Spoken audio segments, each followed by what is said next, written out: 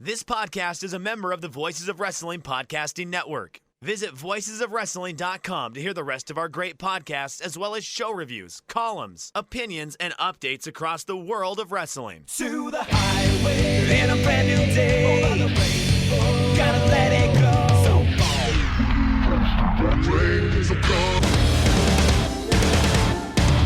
fast to finger down. Dance tonight together. Here everyone is singing.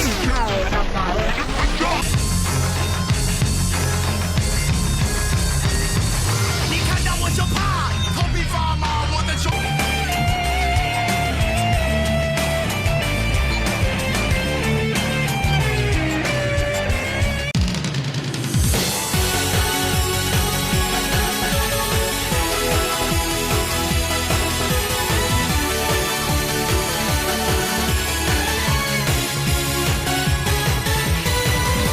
Welcome back to Open the Voice Gate for May 17th, 2022.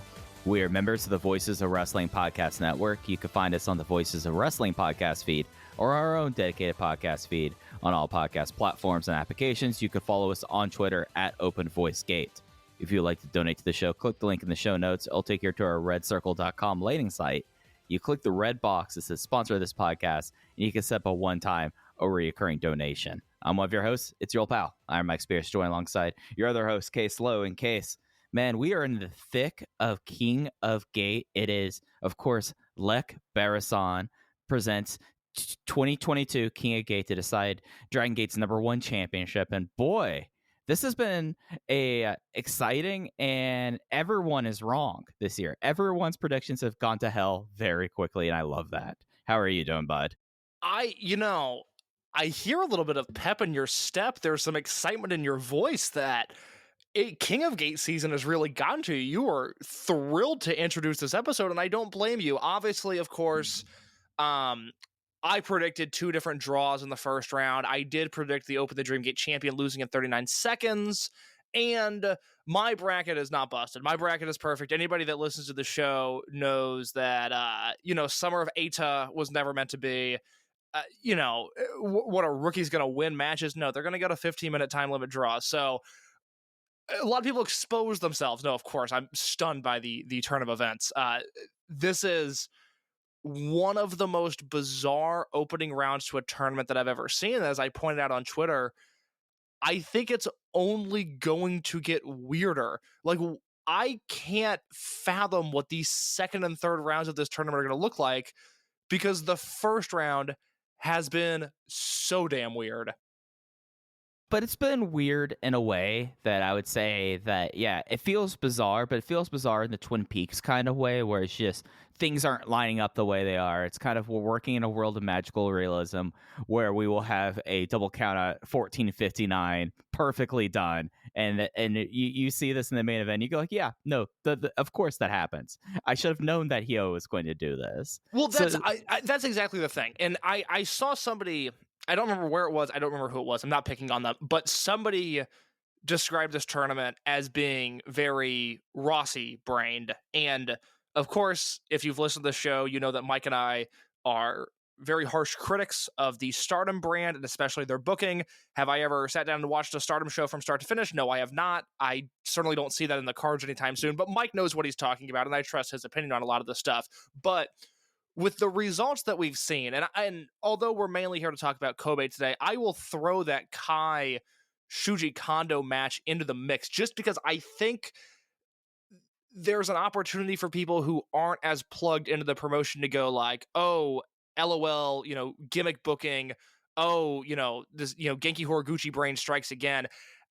There's logic and reasoning behind the 3 shocking results here. The quick match with Kai and Kondo, I explained last week, perfectly executed in a way that gets the Dreamgate champion out of the tournament, but doesn't ruin that big dramatic pop that we're going to get when Kai eventually loses a long, drawn-out match. And then you have in Kobe here, and for anybody that hasn't watched the shows that doesn't know what we're talking about, the 15-minute time limit draw between Ishin Iihashi and Takuma Fujiwara, which took me by surprise because I really thought this was going to be the opportunity to get one of these guys their first big singles match win. and then the double countout with HYO and Dragon Dia, both of those matches are rooted in current storylines. We haven't seen either of these rookies win a match, and I am so much more shocked at the rookie time limit draw than I am HYO Dragon Dia rather. I really thought this was going to be the launching pad for Takuma Fujiwara to get a win. So now we can see him, hey, he'll score a roll-up win here, hey, he'll get a pin here. I thought this was the perfect opportunity.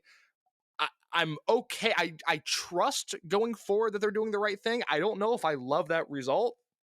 But as we saw all of last year in the case of HYO versus Dragon Dia, this is HYO's gimmick. I didn't think they had the guts to do it in the single elimination tournament because last year they did it in block play. But that had reasoning behind it, and it was also perfectly executed. So it's not just throwing stuff against the wall to be different. This is a tournament that I certainly don't know where it's going next, but I'm also not worried about it because all of these steps that have been taken in the opening round have reasoning behind it. And it's also super, super entertaining. I'm glad that people are talking about this. There was so much buzz coming out of this Kobe show, not because of any of the great matches, which I thought there were a lot of really good to great matches on this show, but just like oh my God, what happened to my bracket? Like, what is this tournament? And I enjoyed that. I think it's something, at least, like taking the 3 matches, and we went over pretty well why everything made sense and why it was so satisfying with Kondo and Kai last Friday. Because, I mean, Kai was getting out by the skin of his teeth. He was resulting to his wiles to win his title matches. Shuji Kondo just ran right through him. Like, I mean, how he can't go for the authorized Ganosuke clutch when he's eaten 4 lariats in 30 seconds and is looking at the ceiling. Whereas, yeah, would have liked to see either Fujiwara or Ishin get that win and kind of get them a little bit more elevated, just up in the whatever sort of rankings we're supposed to be doing for this future class at this point. Yeah, sure. But they've made a pretty big point this year that although Fujiwara is the one closest to doing this, none of the rookies can do anything other than beat each other. Like, those are all the falls. Like, when Fujiwara got into the Bravegate match, it was because he pinned his classmates. He's not able to do that yet. So, would this have been a good point 6 months in for his career, and now 8 months in for Ishin for one of them to get a fall? Yeah, but after the tournament, we're gonna have a talk about the Ahashi brothers. I want it, on a slow week. I want us to really talk this out because I find it very fascinating, like their position right now. So, well, they've been in the company since September, and there's a chance we can circle back to this. But I've been thinking about the same thing. They've been in the company since September, and they don't have a win yet. And I'm having a hard time the further we get away from their debut, and I feel this way about the remaining members of the class of 2021 outside of Fujiwara, because I think Fujiwara could get a win in Kyoto or Osaka or Kobe or Tokyo, and it's not going to matter. When he gets a win, he's going to get a win. But I think about Fuda, and I think about the Ahashi brothers, and I just think, like, man, when is going to be the right opportunity? Like, do they have to turn? Do they have to change names? Do they have to change presentation? Because we're so deep, especially with Ricky and Ishin, we're so deep into these careers for them to be presented as personalities, but to not win matches. And I'm struggling with what to do with that.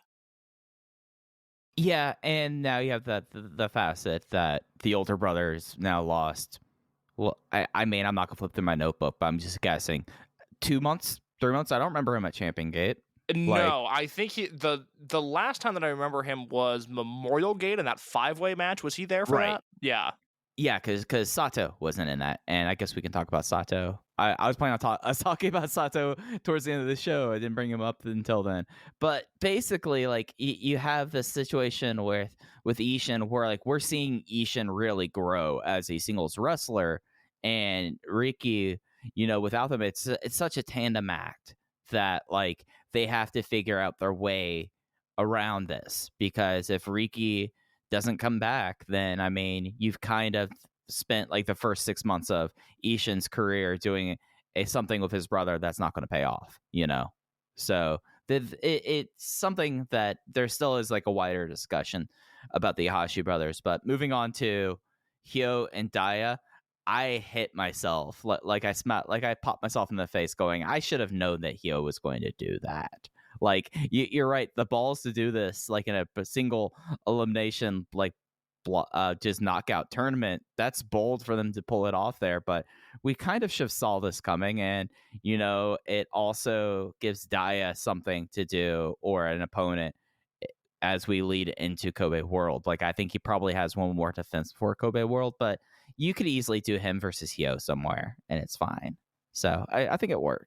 That was my thought as well. Was I can't believe they have the guts to do this in a single elimination tournament. Also, how did Mike and I not think of this? Like, this is right. Yeah, this is just textbook Dragongate. Where, I mean, think about the way we analyze this company. I'm not patting ourselves on the back. I'm really insulting us actually. Where for 2 years we've been doing this podcast weekly.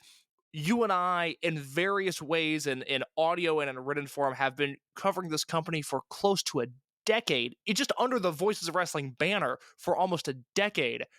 And we still will sit down every May, July, August, November, and December when these big 5 shows happen.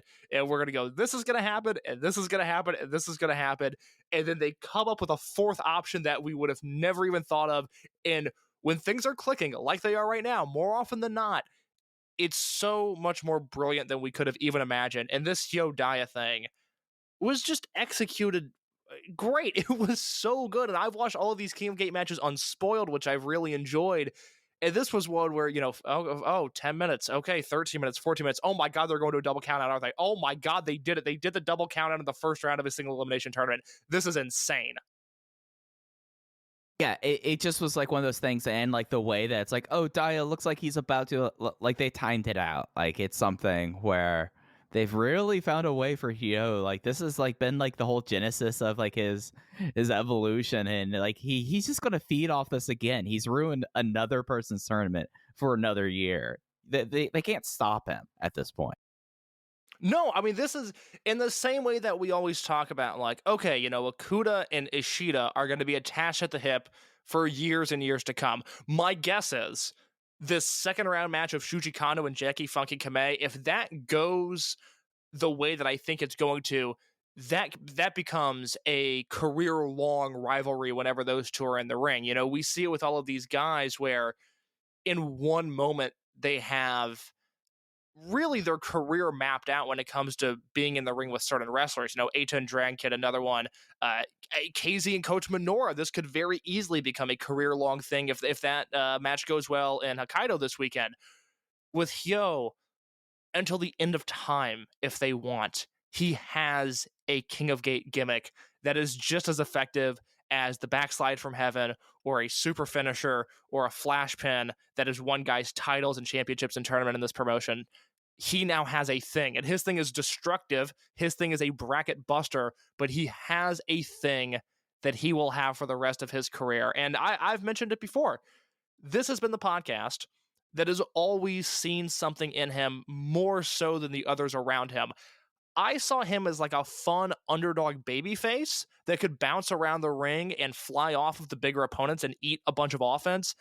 I did not imagine the big brain and how big that brain could be.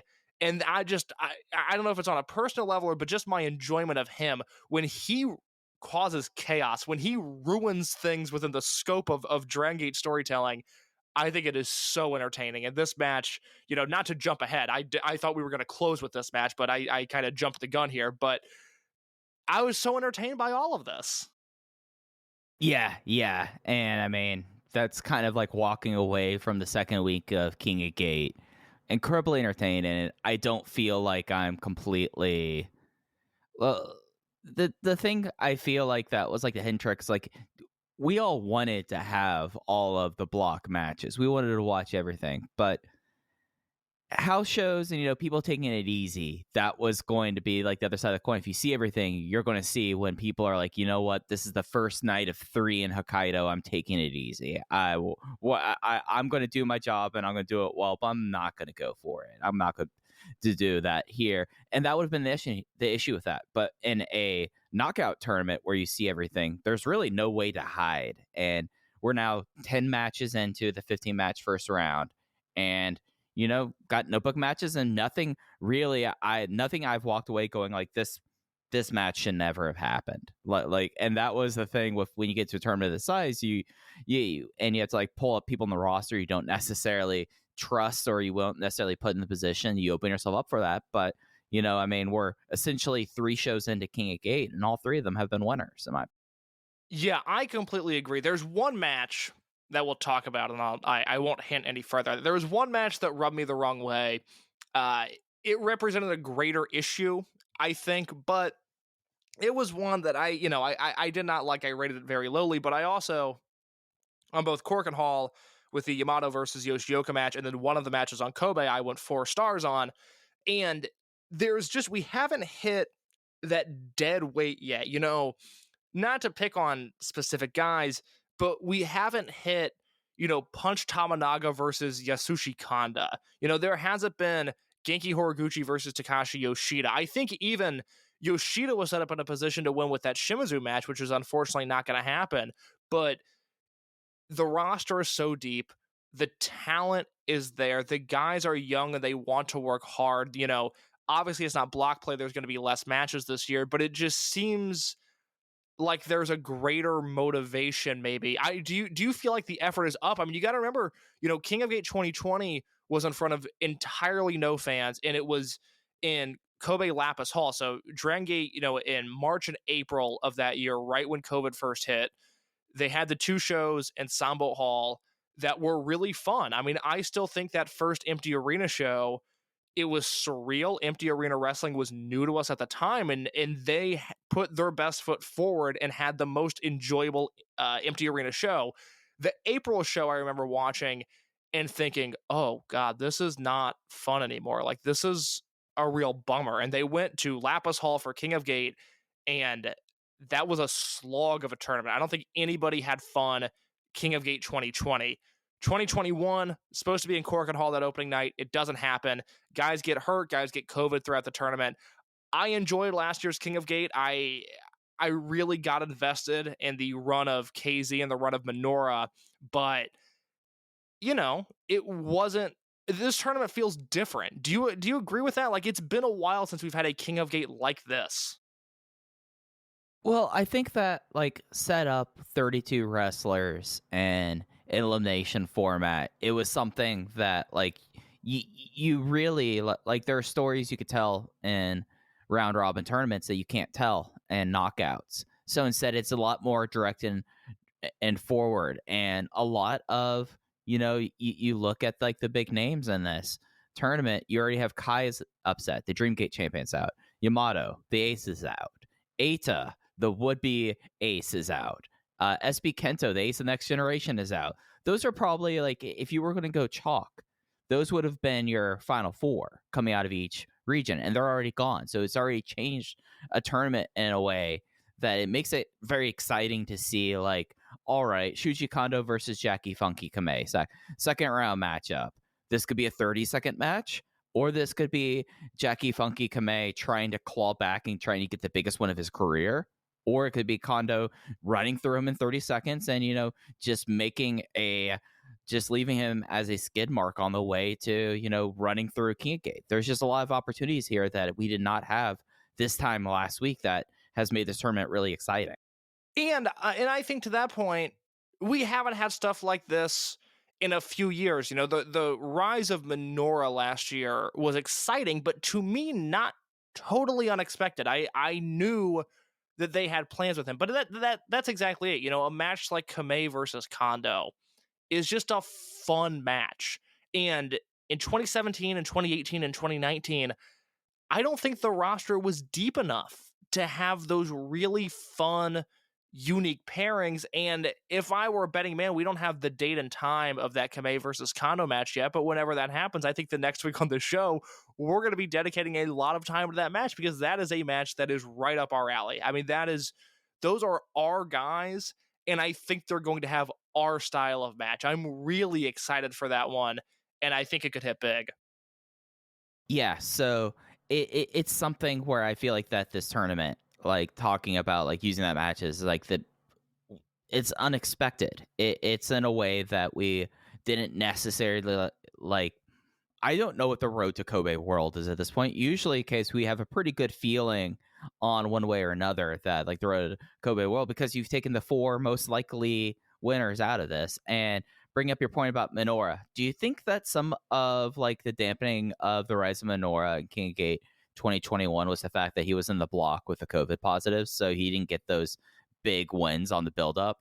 Look, I am 1000% convinced it was supposed to be him versus Doi in Fukuoka, and he was going to beat Doi, and that was going to be the moment where I think people went, oh, this is a guy. But instead he had, you're exactly right, he had those points automatically handed to him. I don't remember when or where his bin match was supposed to be. I just remember it was supposed to be Doi and Fukuoka, and that didn't happen.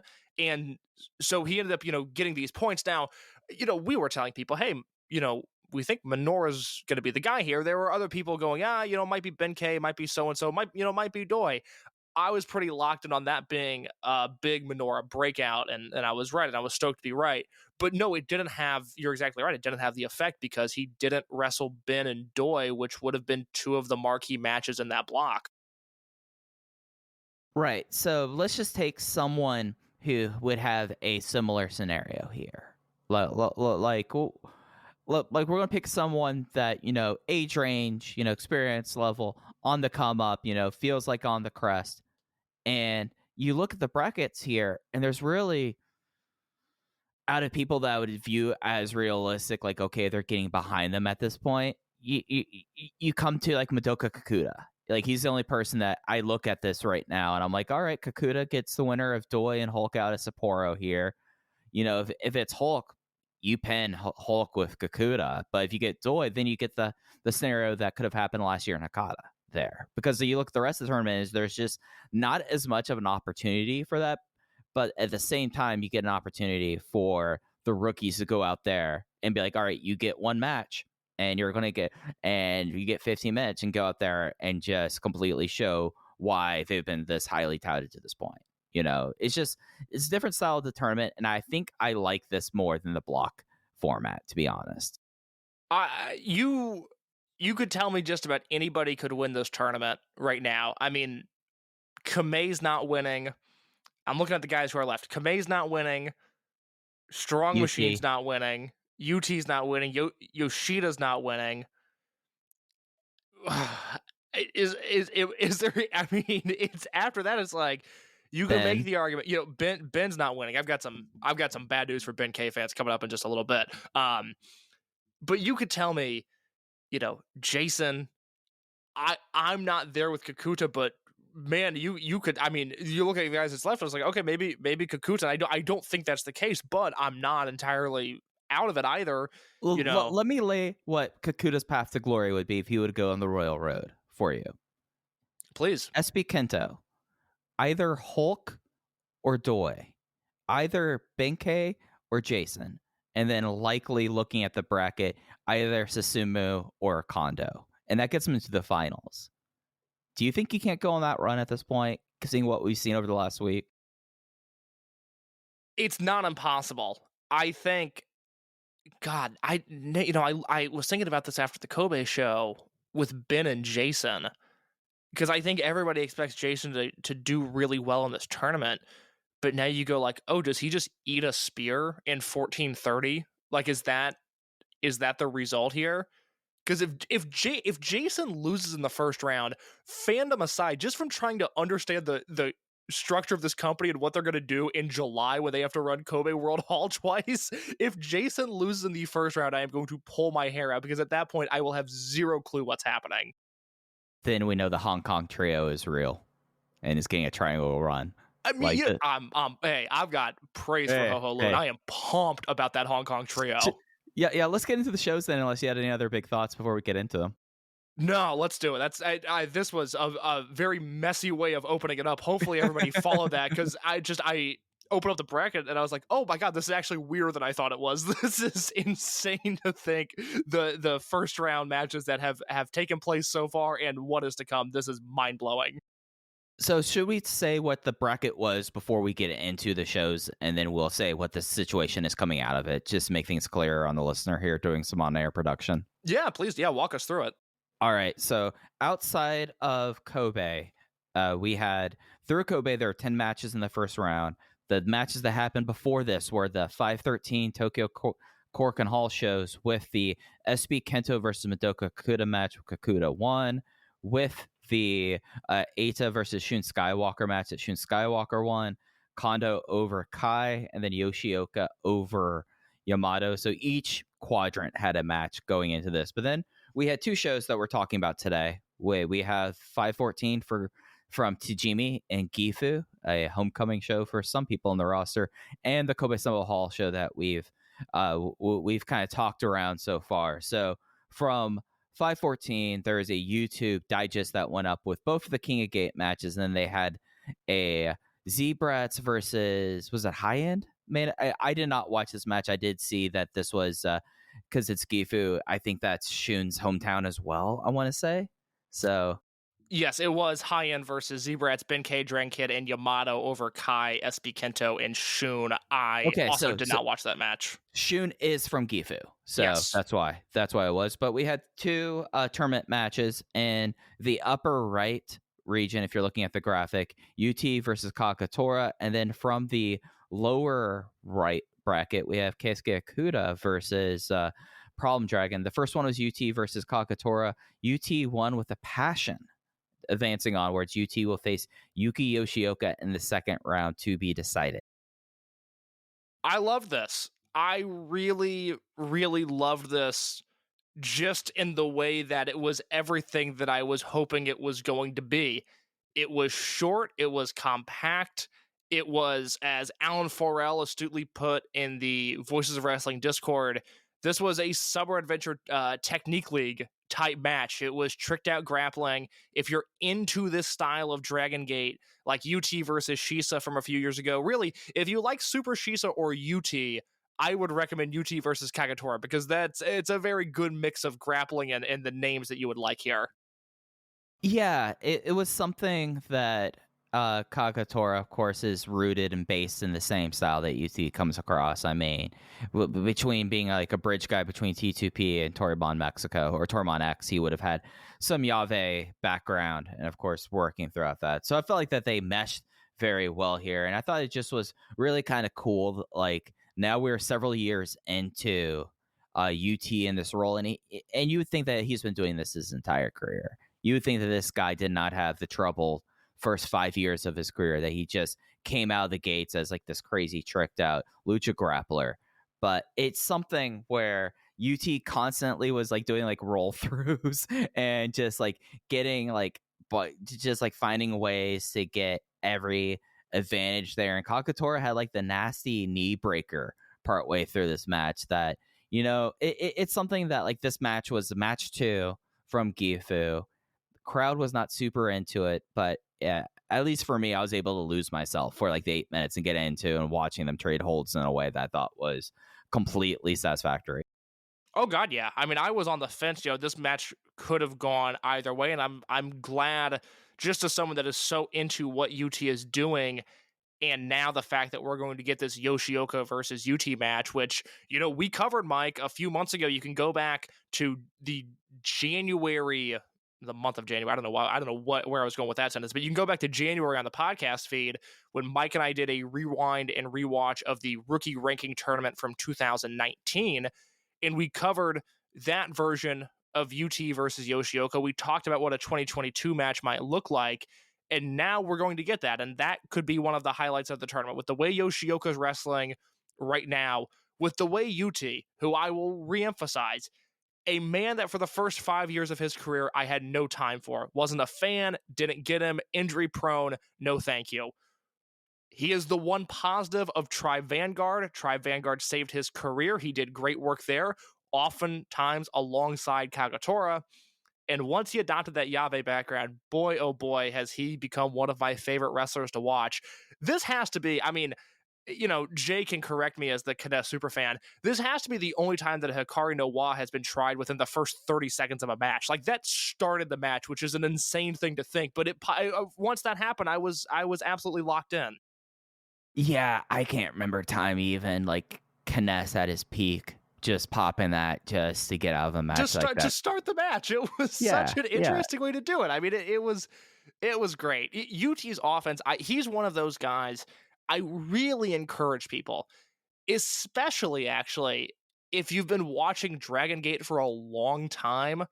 If you know these names, if you know these moves, if you understand the basic structure of what a Dragongate match looks like, and you are not watching the YouTube uploads, I cannot recommend them enough. Like I said a few weeks ago, as somebody who has been watching for too long of a time now, for a very long time, the YouTube uploads are the most exciting thing that has happened for me and Dragongate in years, because we're just getting stuff that otherwise we wouldn't have gotten, but also it's the hand cam on the floor.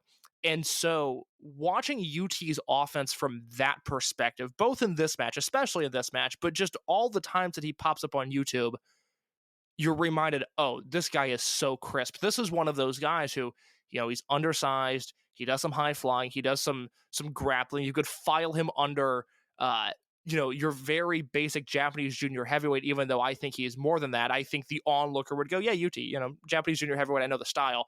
This is one of those guys that if he popped up in America on insert indie show here, I think people will be blown away at the speed and precision in which he works. And this match specifically was a really good reminder that when he's given the chance, he's one of the better wrestlers on earth, I think.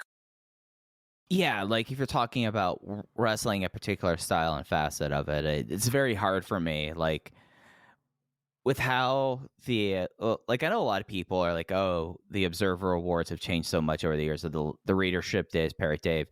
To me, like one of the things that like tells me that the readership has changed, and I don't have a positive or negative feeling about that, is the Tentacle Award, who always gets it. And I think Zach's a great wrestler. Don't get me wrong, but I think, and this is going to be my statement of the week that gets people mad at me, I think that UT would have had a much better match of Negro Navarro than Zack Sabre Jr. did. And that is the true test of a wrestler. Yeah, not if you can Navarro. Look, if you can have a good match with Negro Navarro, you might be the second coming of Jesus Christ.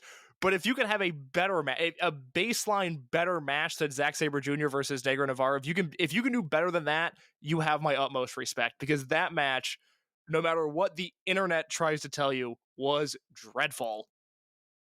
What'd you have on this one, Case? I went 3 1/4. I thought it was a perfectly compact 8-minute match, super entertaining.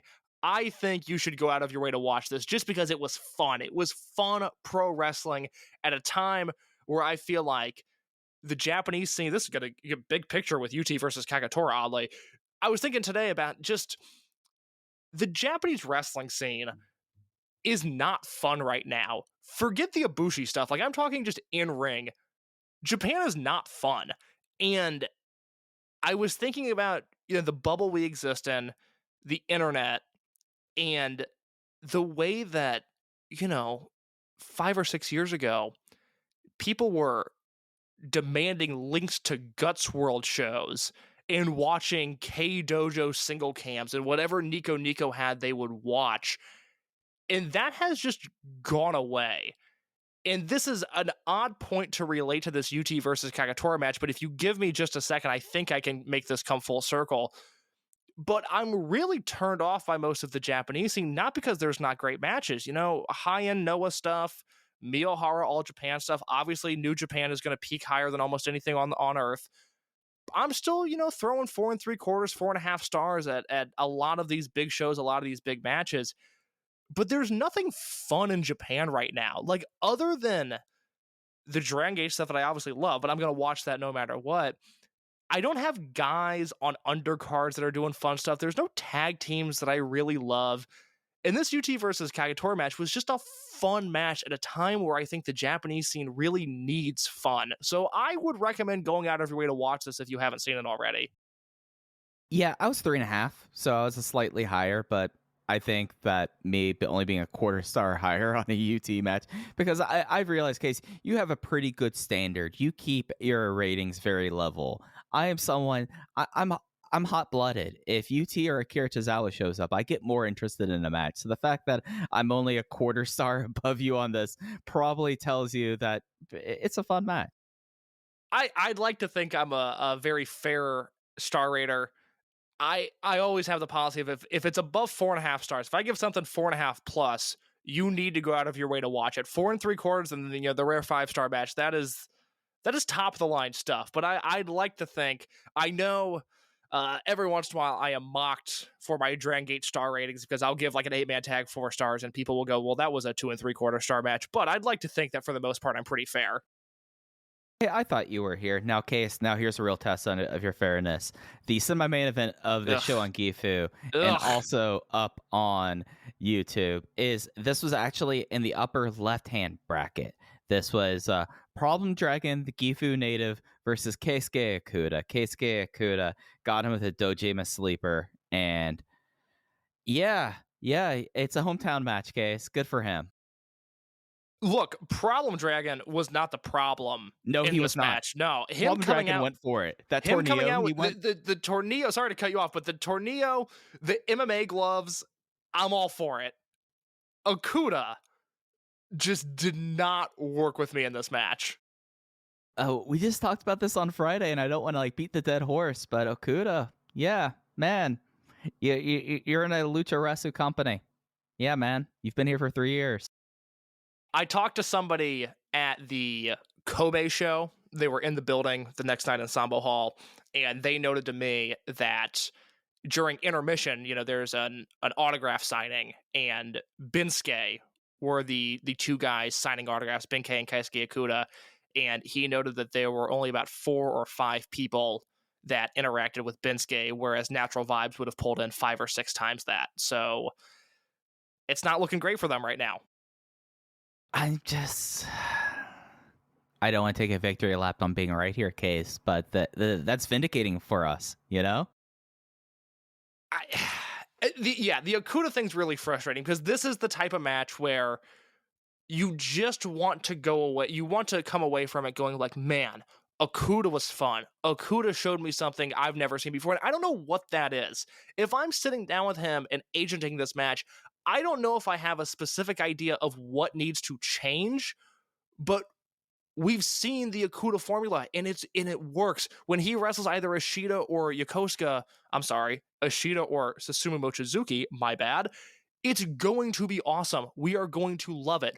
But in this company, he needs to do more. And I don't know what that more is, but I know that the current state of him is just not working. And it's something where we've been another great thing about these YouTube matches and uploads, and they kind of started it last year with the director's commentary on the network, is you get to see these hometown shows, which is such a crucial facet of Dragongate that you don't necessarily see in a lot of other promotions. Yeah, if you're an Osaka native, you're going to get a wrestle in your hometown, but if you're someone from Owate, who's to say if you're ever going to wrestle in your hometown there? So this is like a big deal. And this is the performance that Okuda puts on there.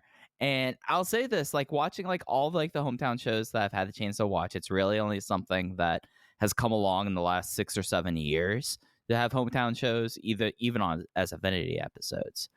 But this was the quietest hometown, and we've had hometowns in COVID. Like this was, you would not know that this was Problem Dragon's hometown because how dead the crowd was for their hometown side that Gifu traditionally has gone crazy for. And I think that you lay that at the feet of one person at this point, Case. It's tough. Certainly the SB Kento versus Problem Dragon Bravegate match felt hotter because it's SB Kento and he's a superstar. I have a tough. It's tough for me with these two pieces of Okuda and Problem Dragon. It's a little tough for me to rally behind your statement to put that much weight on it. But I also don't think you're wrong. It's just it was a bad mix of a lot of different things here. Yeah, and it didn't really come off as a fun match, really. Like, if you want to see Problem Dragon, go for it. Like, the tornado he does is insane. Like, for a guy who has had the health issues he's had to pull this off, it was kind of astounding to watch. But, I mean, this was a 11-minute semi-main event. The crowd was just out on when someone was there. And everything was, like, proficiently done. 2.5 stars, I guess. I was at 2 3/4, and it was quarter star bump because of the tornado to the floor. It's just in the same way that UT versus Kagetora was fun in the way that you need to go out of your way to watch it. This was just dull. This was upsetting. There was something about it that I just did not vibe with. Yeah. And that's what we had from Gifu. That's up on YouTube. It will be up, on YouTube. Well said. Yeah, I mean, I don't think they're going to take stuff down there. I was about to say up on YouTube indefinitely. No, if they take stuff down off of YouTube, I'm going to lose my mind because, of course, somebody said something in the Voice of Wrestling Discord earlier this week. I wanted to reference a match that happened in Kobe Sambo Hall in 2020, and I log on to the Dragongate Network. I go to 2020, and that show is just gone. And that we'll never see that again. I don't know where that footage goes. I don't know why it's not there. I don't know why Kobe Sambo Hall shows aren't archived. I'm just now learning this because, quite frankly, it's not like we need to go back and watch a lot of Kobe shows after they happen. But I don't understand what the network is and the purpose it serves sometimes. Why is a Kobe Sambo, why is something that aired live on your network no longer available, but I also don't have a place to watch it? Because that sort of stuff, it being 2020, and I was trying to find a rookies versus veterans tag, losing those early class of 2020 matches, that really bothers me. Just from a historical perspective, that really bothers me, and I don't know. I don't understand. I don't understand why it's not there. So if they ever start deleting stuff off YouTube, which I don't anticipate, but if they do, heads are going to roll. They're going to roll. They are going to roll. All right, let's talk about Kobe Sambo Hall. All right, so this was on the network on the 15th. It'll be up on the network until the 22nd. As always, every opener of a live stream show, the first match is up on YouTube, and that's where we'll start things off here for Lech Barasan presents 2022 King of Gate to decide Dragon Gate's #1 championship. First round matchup. This was one that we talked a bunch about up front. This was Takuma Fujiwara versus Ishan Iihashi, going 15 minutes, time limit draw. What can I say? Ishin Iihashi, welcome to the spreadsheet. Your first 4-star singles match. Takuma Fujiwara, not only another great match, but importantly, a great match that we haven't seen him have yet. We saw him go pretty neck and neck with Kamei, but that was lighthearted. That was a match that just kept going and going and going, and eventually they hit their finish point. The Dragon Dia match, he was working from underneath. A lot of these matches have been built off of him getting hope spots in sort of this miracle run that he's on. This was him with a bit of an edge on Ishan, and Ishan having to work up to his level. And it was grueling, and it was dramatic, and it was hard fought, and it was 15 minutes that felt like 25 or 30, not in the way that it dragged, but in the weight that it had to it. And for Fujiwara, again, it's astounding for somebody of his stature and his experience level to have great matches in the first place. But for me to look at my spreadsheet this year and to see Takuma Fujiwara now with 7 matches at 4 stars or higher, 4 of which are singles matches, and to think that all of those matches have been different, he's showcased a different side of him in every one of those, I'm flabbergasted. I mean, this is somebody who I'm really going to have to sit down at the end of the year, type away at my little keyboard on voicesofwrestling.com, and make sure that people are not voting for Braun Breaker for Rookie of the Year. Hook, he's going to lose to Hook. I can accept that. I can't accept Braun Breaker getting more votes than this guy. Yeah, no, I'm resigned about Hook. Like that's what it's going to be. Like, that's the world we live in. But it's just something that, Case, I'm having. You're talking about like typing out like a very impassioned call to arms about true talent development and a wrestling prodigy here. Are we certain that Rookie of the Year is enough? Like, you listed the amount of 4-star matches he's had as singles matches here, saying that we stay on this trajectory, that everything continues on the same path here.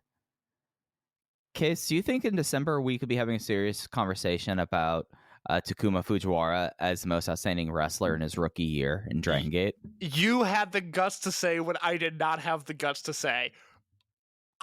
I'm not there yet. I'm not there yet, but we are 5 months into this year, and Fujiwara has just as many 4-star matches as I think anybody else on my spreadsheet. Think about what you've enjoyed most in wrestling this year, and think about how often Takuma Fujiwara has been the cause of your enjoyment.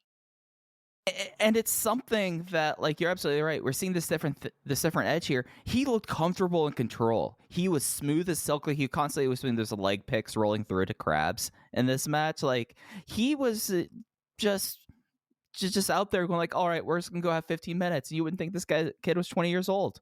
You wouldn't think it, Case. And Ishan, like you threw some roses at Ishan.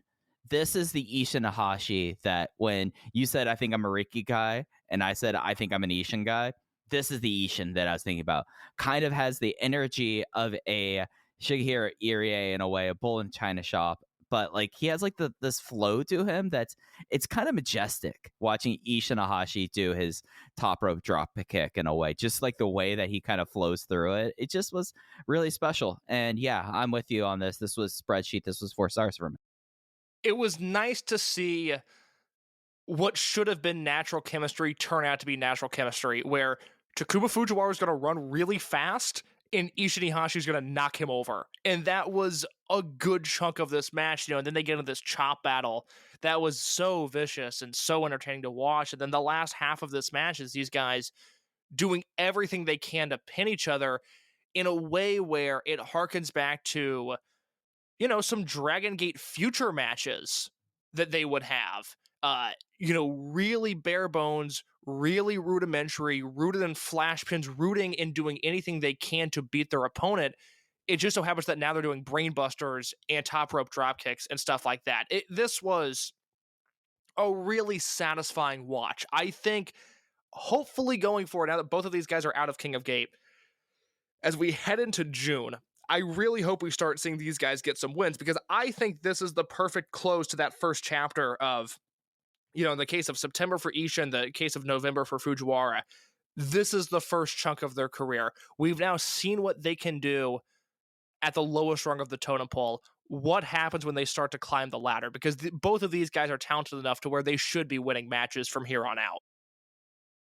Yeah, and I think that it's something that I feel like that we're going to be clamoring for, and at the moment that we don't expect, we're going to finally get the Ahashi first one, the Fujiwara first one against a non-rookie, and it's just going to be, catharsis. We might get Voices OK audience for this case at this point.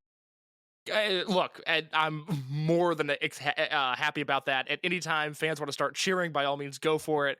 And one of the interesting things that we're going to see, it's been so long since Japan has been able to make noise. You have to remember, 95% of SB Kento's career has been wrestling in front of clap crowds. 100% of Kikuta and Fujiwara and Ishin and Fuda and Ricky Iihashi, these guys have only wrestled in front of clap crowds. And the more these crowds are able to make noise, the more curious I am to see who's getting crowd calls. Does Kaito Ishida still, have this weirdly over position with these live crowds in a way that it's not weirdly over. They think he's hot, man. Come on. And I don't blame them. There's going to be a lot to learn, assuming crowds can make noise. Let's say, best case scenario, I think by July, and that's absolute best case scenario, knock on wood, let's hope that happens. We're going to learn a lot about these last 2.5 years and what worked and what didn't. Yeah, it's going to be really fascinating. Second match on the show was also in the King of Gate. I'm dropping the Lech Marathon thing as we're going through shows just so I don't get tongue tied. This was, I had the bracket up a second ago. This was Australia versus Strong Machine J. This was a lower right bracket match. It was Strong Machine J winning with the machine suplex over La Estrella, and he will face Shun Skywalker in the second round. And that is a spicy little matchup. But SMJ versus Estrella case. I thought SMJ's continuing looking good here. What were your thoughts on La Estrella? I think that La Estrella made this feel like a 2019 Sambo Hall match. No, that's too mean. That's completely unacceptable to say about somebody. There was zero, like, not even applause for the Yoshi Tannic attempt. Zero thing about that. And this was the first time someone doing the move since Shisa left. Like, the audience was not into this match at all. You are not an Estrella guy. You have made that clear before, but he is not your guy on this roster. I mean, look, there's an expectation on the roster case. And can you say that La Estrella, out of people on the roster, is the person that reaches that expectation the least? Of the young crop of wrestlers, yes, he is the one that has failed the most in big spots. Look at the dissolution of Masquerade, and look at how it's been a story with Kota, and with Shun, and with Jason, and with Dia. And Estrella has done undercard matches. I mean, that's it right there.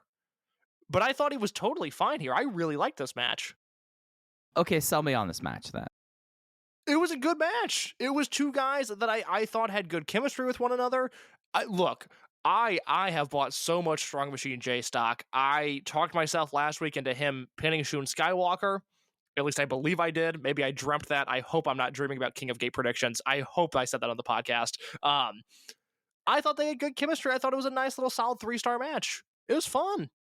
I went 3 flat, but it wasn't a positive 3 flat. That's very interesting. To me, this was a very positive 3 flat. I loved Estrella going for the back handspring and Strong Machine J hitting him with the wheel kick in the back. I liked this whole match. I never thought it dragged. I was entertained the entire time. Never hit a high point for me, but never had a low. That's fair. I've been really, like, you've talked me into Strong Machine J, and I wanted him to just throw around this geek. Dude, I am so excited for Strong Machine J versus Shun, which even 6 months ago I could not imagine saying that, but I am so excited for that match. Strong Machine J, he's filling out too.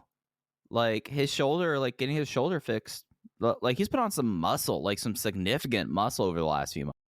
You know, I mentioned last week on the show that it seems like Strong Machine J has a lot of locker room allies, that people like this kid, they're rooting for him, they want to see him be a success.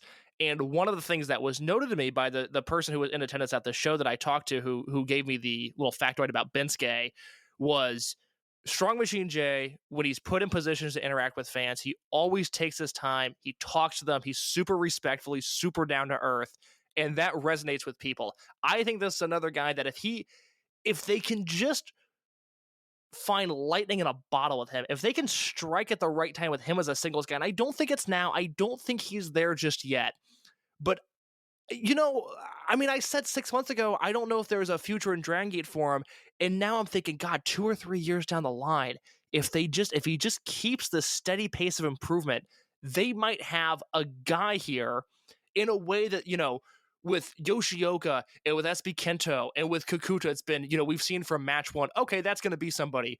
Strong Machine J is playing the long game, and that's exciting for me because Dragongate has this, you know, insane history of debuting guys that are already good. It took a long time with Strong Machine J, but I think he's getting there. This is the most I've enjoyed him in his entire career, and I'm super bullish on his future.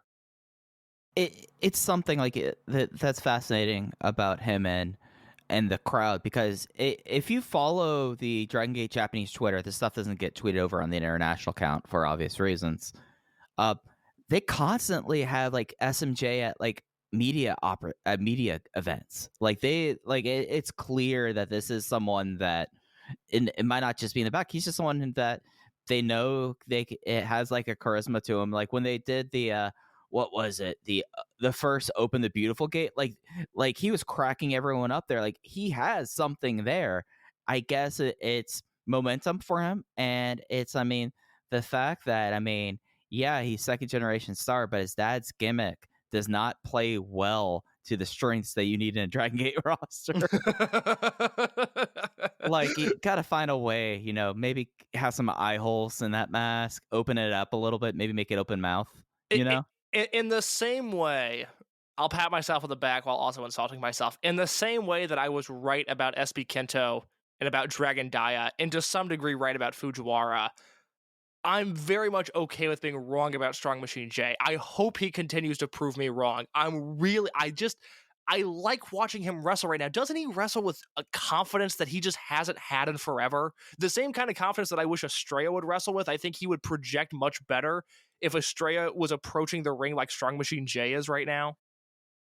Yeah, and it's something that Estrella is someone that I really would love for Estrella to turn it around. Like it's not, when I'm like negative towards like this and like point out things, it's not that I'm like saying it's out of malice. Just no, to be you don't. clear. You don't hate the guy. You don't know the guy. No. It's a professional opinion. Yeah, no, I mean that's what it boils down to with it, and it's nice to see Strong Machine J prove at least me wrong when I was thinking like I don't know about the future of this guy. Now he's got it, and it's one of the more exciting ones. And him versus Shun, that's just like looking at what we have right now. That probably is my, other than Kamei. I'm a Kamei guy. Other than Kamei and Kondo, that's my most anticipated second round match so far, by far. I'm with you. I would maybe give a slight nod to UT versus Yoshioka just because that has real match of the tournament potential. Sure. But that Strong Machine J versus Shun, when we get a date and time on that, boy, oh boy, am I going to circle my calendar with a special note for that match. Well, Case, you talked about Bensuke and Kobe earlier. Let's talk about them in the ring. Benkei and Keisuke Okuda of High End versus Eita and Problem Dragon. And what I feel like is, who's available this week and at the show today, special here. It was the Spear on Dragon. Bensuke looked, I thought, pretty decent in this, but who knows at this point? Like, I thought they were okay. It was a nice little match. It was fine. Problem Dragon did the twisting plancha again, two nights in a row. That was awesome. That was really awesome. If Problem Dragon is going to do that twisting plancha where he just launches himself, like this isn't like a graceful twist the way that Phoenix, when he does the corkscrew in the tornado, you're just like, this is a guy who is in total control of all facets of his body and his physical motion right now. You don't get that with Problem Dragon whatsoever. He sends it in praise, and it's great. That's a very good way of describing that move. He sends it in praise, and luckily he did it very well twice this weekend, but boy, that could change the next time he does it. Yeah, boy, howdy, it really could. The third King Gate match of the show was Jackie Funky Kamei and Yosuke Santa Maria out of the upper left-hand quadrant. This was Jackie Kamei winning with the Jackie knife in 9 minutes. This was a match that we both kind of like, but before I give my thoughts, Case, what's your thoughts about this? I have some stuff I want to say, but I want to get your thoughts first. Okay, I'm nervous now because I loved it, and I thought this was a match that was going to be right up your alley. But I know your voice well, Mike. I listen to it every week. You sound a little apprehensive. Did this match not connect with you the way it did for me? It connected, but I watched the match and I was like, this is a match of two people that there's a lot more similar about like what they bring to a Dragon Gate ring than different between Kamei and Yosuke. And having basically your mirrored opposite in a match like this does not play well to their strengths in a way. That all being said, I thought this was a whole lot of fun. I went 3.25 on it. But I just was one of those things when I realized this, I was like, Maria's best when she has someone that she could play underdog to. And that's what Kamei's really been hitting on over the last few years. And we didn't have that here. We just had a very solid babyface versus babyface match. I agree with you that Maria does her best work from an underdog point of view, as does Kamei. I thought she was good in this role, though. I went 3.5 on this. Again, not far off from you, but I think in the same way that we went 3 and had drastically different feelings on Strong Machine versus Estrella, I think my 3.5 holds a little bit more weight than your 3.25 does, not to get super dorky about star ratings, but this was one that hit just right for me. Filed away under the Summer Adventure Technique League stuff. I think this would fit on that DVD compilation quite nicely. Maria is a super skilled grappler. I don't know who is running day-to-day stuff in the dojo right now. I believe Casey is largely running point on that. Don't take that as fact. That is speculation based on what I've heard. But Maria has had her hands in a lot of training over the past few years. She's extremely skilled, and I thought this was a nice opportunity to see Maria stay away from comedy a little bit. Obviously, not the most serious match of all time. This wasn't Black Tights New Japan in the 80s, but Maria had her game face on. She got to bust out some moves that we don't see a lot from her. And for Kamei, we talk about Estrella disappointing at times. Kamei has had these wild ups and downs over the last year as a member of Natural Vibes, and it was really important for him here to wrestle a clean, silky smooth match, which he did. Obviously, he's got Kondo next. That match will look nothing like this one did. But on an individual level, I thought this was a win for both guys. Yeah. I guess it was the expectations for me. I was like thinking that my mind was like, 3.5 floor. This could be right in my wheelhouse here, and just was a very good match. Maria doing the flashing elbow and then doing a flop bump after all the chops was really good. Oh, it's fantastic. It's something I've never seen her do before, but it also felt like vintage Yosuke Santa Maria, if that makes sense. That is something that I think she should do more often. Absolutely. Then we got into a 10-man tag team match. We have the Mochizukis, Masaki Mochizuki and Susumu Mochizuki, Takashi Yoshida, Yuki Yoshioka as the guy that needed to pull in. You have your normal starting 5, and sometimes someone's not there and you got to pick up someone. So that's Yuki Yoshioka here, along with Ho-Ho Lune versus Z-Brats, Kai, BB Hulk, SB Kento, Diamante, and Shun Skywalker. In the upset of a lifetime. Do you believe in miracles? Do you believe in miracles? I'm trying to think of other famous catchphrases, but the fall of this match was Ho-Ho lateral pressing SB Kento for the win after everyone murdered SB Kento. The absolute boy gets the win over the Supernova. And on top of that, he finally gets his greatly deserved apology after the match, as Z-Brass was trying to beat down everyone. And Jason was out with Jackie. Jason apologized. Jackie did the insane running arm drag that you've probably seen on Twitter right now. And then they decided, Jackie, Jason, and Ho-Ho, to team together as a Hong Kong team, because you have 2 native Hong Kongers, and Jackie, who people say looks like he's from Hong Kong, which confused Casey greatly, because he was like, Ho-Ho is not joining. And they're like, no, we're teaming. No, but he's not joining, right? It's like, yeah, no, we're the Hong Kong team. And, it just was a good time. This was a fun segment. We talk a lot about these, what we've dubbed kind of rec league matches, and how they're always a baseline level of fun.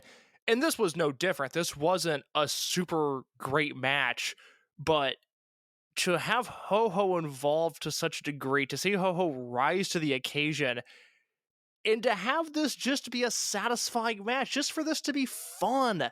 This was a fun match. And you referenced, 2019 Kobe Sambo Hall shows a little bit ago. And for those that don't know, for those that, might be newer to Dragongate, there was a point in time, 2017, 2018, 2019, where these Kobe shows sucked. There was just no life to them. There was nothing to look forward to. There were no angles. It was just like, oh God, I gotta sit through this Kobe show. We weren't even recording weekly at the time. There's not really audio of us talking about those Kobe shows, but just as a fan to sit down and watch them, it just sucked. And it was because they didn't have matches like this 10-man tag that just breathed life into an already fun show. Ho-Ho pinning SB Kento will go down in history. That is something 5 years from now we're going to look back on and go, oh my God, I remember that. That was super, super fun. This entire thing, from the match to the post-match angle with the new Hong Kong trio, a giant win in my books. I would recommend, I'll say now, I would recommend watching all of the King of Gate matches on this show. I would also recommend watching this 10-man tag. Yeah, like this is I feel like I should stop star rating Rec League matches. This was like a 2 3/4 stars match. But what kind of enjoyment case did I get out of this segment? Well, we're talking segment of the year caliber for me. You know what it was? Sorry to cut you off, but it was a really fun touring match. I'm almost surprised it happened in Kobe because this had the best version of like an ECW fan cam match kind of vibe to it. Oh, just the way that like Yoshida's like great in like these kind of roles where he's just going nuts on the apron trying to get the hot tag and then Ho tags in, or like Yuki Yoshioka just goes, hell yeah, we're tagging right in, and you just go like, hell yeah, Cyber's in, Cybercog's in, and that's something I would not be saying 3 years. Yeah, no, I'm not sure I would have been saying that 6 months ago, but here we are. Right, yeah. So it just was an absolute blast of a time. And speaking of blast, it just rolled right into our next matchup here. We had high end. It's worth noting that this high end trio, it is Doi, Ishida, and Menorah. Kota Minoura suffered a light neck sprain, I think it is. Like he hurt his neck during training. They do not anticipate him being out for Hokkaido. So it's Menorah and versus the all right, this is really all who we have left on the show. We need to get them to a tag team. Shuji Kondo, Madoka Kakuta, and Punch Tominaga. And Menorah got the win with his headlock takeover on Punch Tominaga. And then we got to listen to a speeded up form of Kota Minoura's. I did not think this was a great match, but I love what this match represented with Menorah getting the pin. This is the sort of stuff that if you don't watch it, it's no big deal. But I think the people that sit through these shows and watch every match, Menorah is going to get some giant pinfalls in his career. And beating guys like Punch and six-man tags, seeing that win, seeing the foundation of what is going to become a giant upset, whether he pins, Nozawa or Kotaro Suzuki or Eita or somebody 6 months down the road when, Gold Class is in another feud. It's matches like this that are going to really take that to the next level. It's why I think, guys like us are going to be a quarter, if not a half star higher on some of those matches that other people will be, because this is laying the groundwork. And this, again, a lot of punch in this match. I don't need to watch this much punch. Way too much punch. Way too much punch. Like he was acting like he got bit by a dog before the match started. Which was because he got beat up earlier in the day. Yeah. Yeah. But a lot of punch. But the Menorah stuff here was a giant win. I'm glad that, this will sound odd because I'm such a big Kota Minoura fan. I'm glad he was out of the way for this one. We let this Menorah character breathe a little bit in this match, and I think Dragongate in the long run is going to get a lot out of that. I would like to see more, especially Doi and Menorah 2-on-2 tags. I think that would do that character a lot of good, even if logically it's not all there. Obviously you want him to be attached to Menorah for as long as possible, but logically, throw that out the window. I like Doi and Menorah as a tag team. There's an energy of a Doi and Menorah tag team that very chaotic energy of that tag team. Like you're taking Naruki Doi, one of the best tag team wrestlers of ours or any generation. But I think it's fair to say, not being rude, but he's kind of a fucker. You're putting him with how dare you? He's kind of a fucker, and you're putting him in a tag team with Menorah, who I think we could define his character as 3 things. He is mini Kota Minoura. He runs really fast, and he likes finding the most out of shape guy and make them run. So we're good. It's going to be something if that tag team happens. And yeah, you're absolutely right. For someone like Menorah, being able to tag team with Naruki Doi only pays off in the end. But the energy of that tag team case, I don't think we're prepared for just... this tag team could get just really erratic or could get really weird. And I can't decide which direction it's likely to go.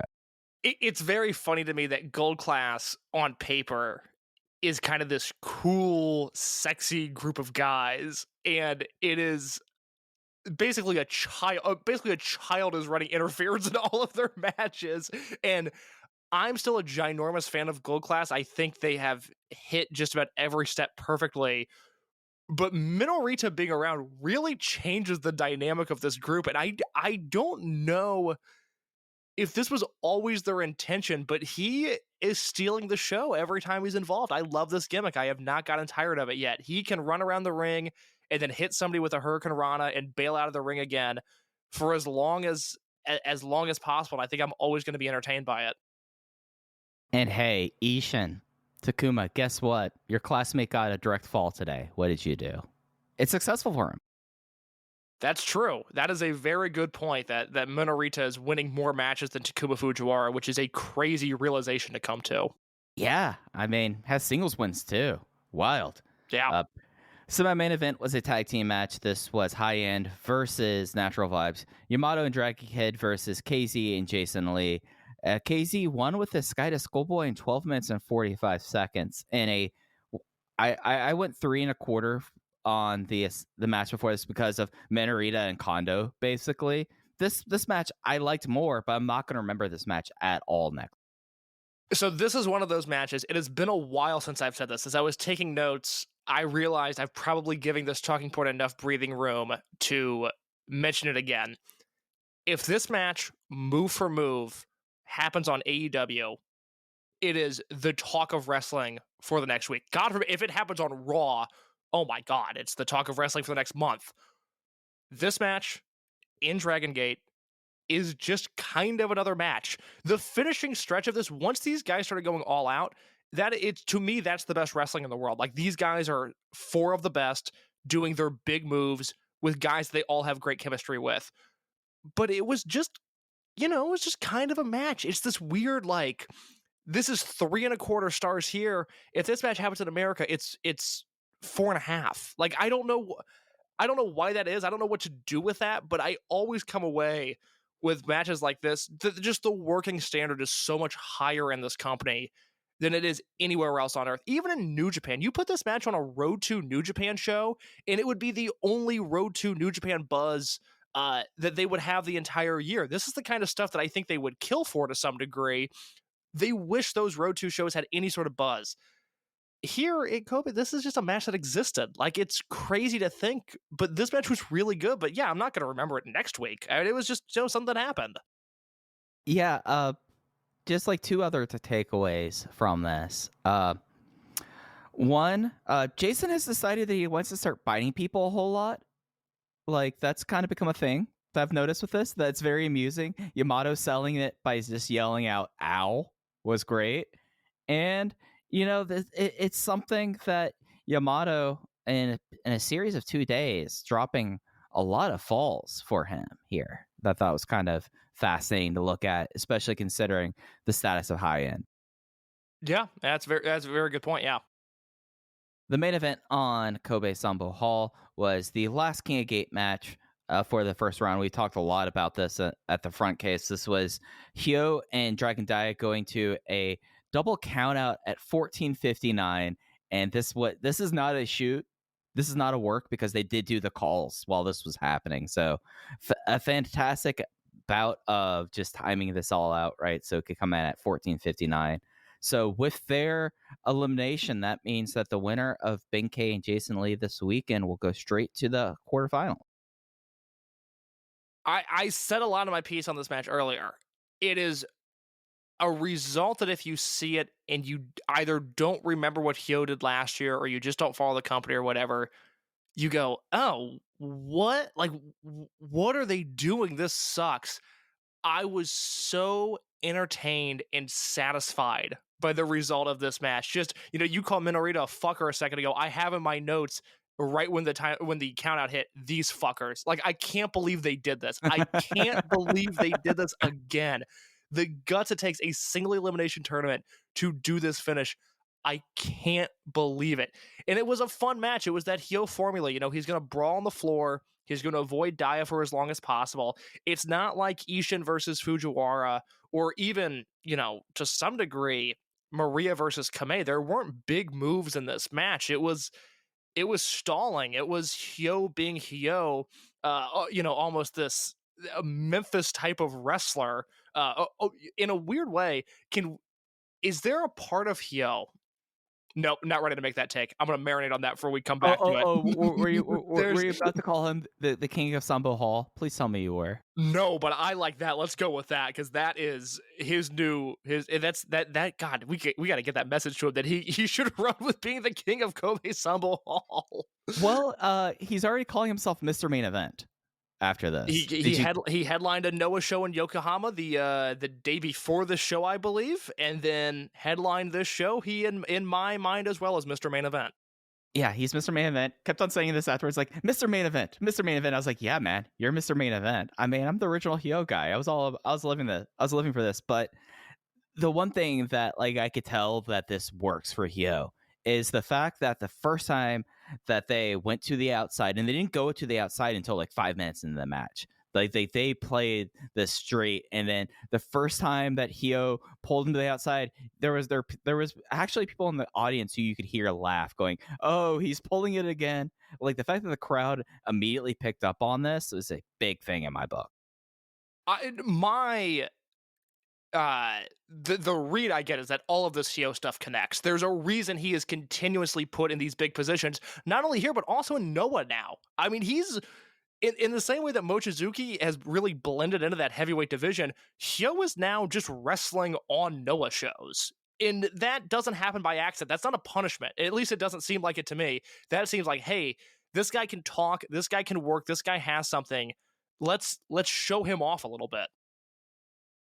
Yeah, no, it's something that I don't think any of us could really have seen this coming 5 years ago. But, I thought that this was excellently worked for what it was. I was 3.5 stars on this. Then, for a finish that's supposed to be dissatisfying, like just not satisfying at all, I was hooting and hollering when they called 20 and they said double count out. Like that got me right there. Okay, so I loved. Yeah, I ended up bumping it up a quarter star. I was at 3.5, and then the finish to me, I just, again, I threw my hands up. I was like, I can't. These guys are unreal. And so I have in my notebook here 3 3/4 stars, and I think these guys earned that. Absolutely. And that comes to a close for Kobe and King of Gate. They do have 3 shows coming up this weekend. We do have some changes being made here. Running down the cards, for the 20th, we have Kaito Ishida versus Sumu Mochizuki. BB Hulk versus Naruki Doi. That's a big 6 match happening. Jason Lee versus Benkei and Dragon Kid versus Diamante is on the 21st. And then we got to talk about the 22nd. KZ versus Kota Menorah. Kota Menorah will be back or should be back for this match. However, there was a Big Boss Shimizu versus Takashi Yoshida first round match that has been called off because Big Boss Shimizu injured his foot a couple weeks ago. They thought he would be back for the Hokkaido trip. He will not be out. Takashi Yoshida advances on to the second round there. So we have 5 matches for King of Gate, and they'll wrap up the first round this weekend.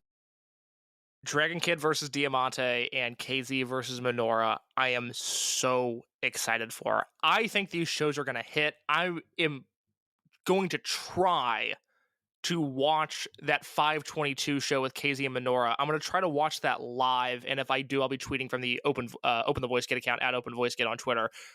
I am really excited for these shows. I am so into King of Gate. Last year had its ups and downs, but since 2020, you and I are in agreement that this promotion has been doing a lot of things right. There's something about King of Gate. Maybe it's just, having that Korakuen show back, being able to run a May Korakuen. Something about it right now, I am just locked in. Whereas most of wrestling, I am so turned off by right now. I'm not into AEW's Road to Double or Nothing. I'm not into New Japan. Best of Super Juniors used to be one of my favorite times of the year. I don't care about it this year. I'm going to watch some Lindemann stuff, and that's going to be it. I'm not up to date on Gleets.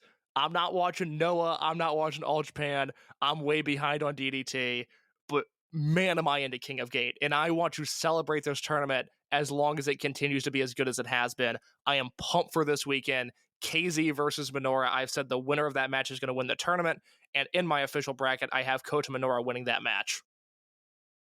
It's something that, like I co-signed what all you said before, but it's something about these Hokkaido weekends. They only happen twice a year, and usually like, oh, that's 3 shows and it's back to back to back. Who knows what you're really going to get out of it? But I always come out of Hokkaido week and glad I've watched all the shows. Like, I will be traveling this weekend, but I am going to be watching the Hokkaido shows on my plane flights because it's just one of those things that it's really kind of a special time. And I'm looking at the rest of the roster that's going to be making the trip there. A lot of the people who you expect. However, one rookie will be brought along, and that is one Takuma Fujiwara. Oh, Ishin's also there too. They have Ishin. They don't have him on Sunday, but they have him listed for the other 2 nights as well. Yeah, it should be fun. I always enjoy these shows. I think despite the, perhaps one could call it a dreadful look of this current Hokkaido building, they've run it 3 times. All of those shows have been super fun. I expect these shows to be the same. Absolutely. And we had one last bit of thing to talk about today. And we talked about a bit of top up, but it was announced yesterday that Shoya Sato, the rookie that debuted in his hometown last November and has been out pretty much all year with back injuries. They have announced that he will be not returning. He is going to get one last hometown match on the 24th of May. So next week he'll get one more match and wrapping it up there. But worth noting, I mean, it's something that I think that there usually is a narrative that goes on about Dragongate and injuries. I think it's overblown in a lot of ways, but I think it's something with Shoya Sato that, at least personally, and I'm not going to harp on it too hard, I don't think he should have become a professional wrestler. like just like how like describing other that we've heard about like him being hurt, like him being the dojo forever. I'm glad he did it. Like he accomplished his goal and he really wanted to, but dude had bad back problems and is older and it just kind of stinks. I don't know if you could blame Dragongate for that. Maybe the screening portion of it. It's a bummer. I mean, people were really rooting for him to make his debut. And I know just from fans I've talked to that had watched him as a member of the future class wrestle those exhibition matches, they were so excited that he was finally getting a proper debut and was a guy on the roster. And I agree with you. You know, this is not a Dragongate thing. You know, Sora Fujikawa was a freak accident. Oji Shiba, injury prone. Katsumi Takashima, similar story. Came in with a pre-existing injury. It was exploited here. Takahiro Yamamura, freak accident. I don't think this is a dangerous style. I think this is just the reality of professional wrestling. Guys don't make it. And Sato, given his pre-existing conditions, made it a hell of a lot further than most people would have. I'm bummed because, one, I really liked him as a wrestler, and I think people were really, really excited about his potential. I'm bummed also because he's one of the highest ranking judokas to ever enter the world of professional wrestling. A crazy accomplished pedigree. And in Dragongate of all places, I think they would have made the most of that. I think they would have exploited that in all the right ways.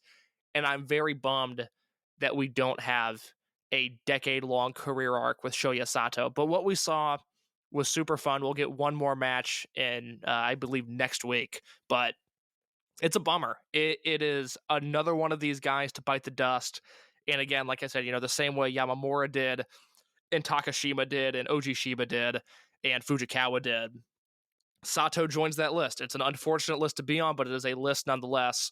But I wish him the best. He has an amazing story. Everybody that I know that has interacted with him in some way has only had super positive things to say about him. So I wish his career was longer, but I'm very happy with what we got. Yeah, it's something that I think with him, it's just the miles. You know, I mean, 29. I don't think he turned 30 while he was on the roster, but I mean, he was staring down 30 and coming in with that judo player background. I mean, it's a different bump card, but I mean, lower back lumbar injuries. I mean, you do a lot of falling in judo, and you do that over period of time, and it's going to happen. And I guess like the only thing that I could really say, like talking about the list, and it's something that I personally wonder is with like hell, like to my knowledge, and this is just me thinking right now, Case. This is not me acting with any sort of knowledge or rumors.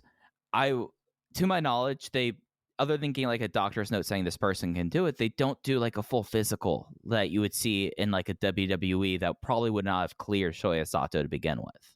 And like that's the only thing you could really, I think, really ding Dragongate for, is something that they don't have the resources to do, you know?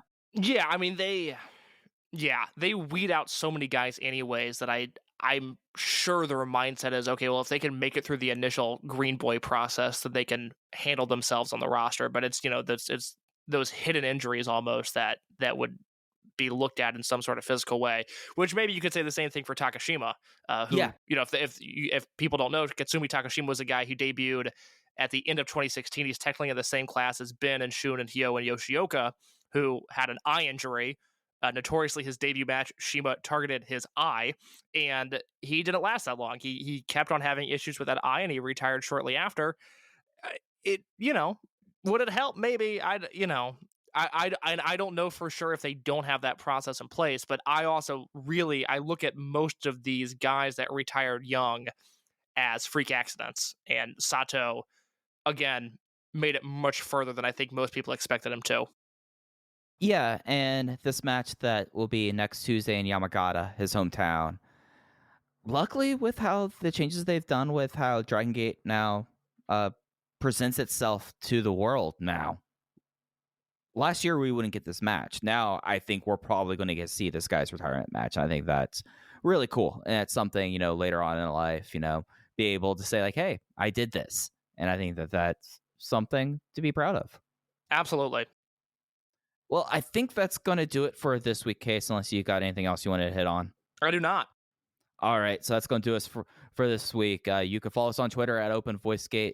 I am at Fujiheya. Case is at _ in your case. Thanks for listening to Open the Voice Gate. We'll be back with you next week talking about Hokkaido and how the second round of King of Gate is shaping up. Take care, everyone.